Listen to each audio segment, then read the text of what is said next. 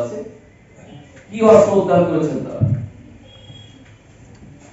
তারিখের ঘটনায় যা ব্যবহৃত হয়েছে, যা সাধারণ বাংলার মানুষের সাথে নির্বাচন হচ্ছে, আমি যদি প্রশ্ন রাখতে চাই, প্রশ্নই জানি না আমরা যে এত বড় ব্যালট দেখো করার পরে সে হ্যাঁ কি না দিবে, কত প্রতিনিধি আমরা বেছে নিতে পারি।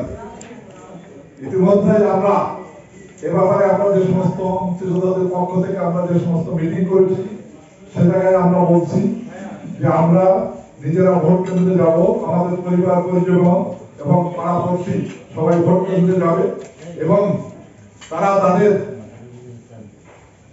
ইচ্ছা মতো স্বাধীনভাবে ভোট দিতে পারবে। আমরা সেই আশা করি। আমরা আশা করবো যে সবাই ভোট কেন্দ্রে যেয়ে তাদের পছন্দের প্রার্থীকে এবং বিনা বাধায় এবং বাড়ি থেকেও যাতে কোন রকম ভোট কেন্দ্রে যাতে বাধা না পায় সেই ব্যবস্থা আমরা প্রশাসনের কাছে আশা করি। আমরা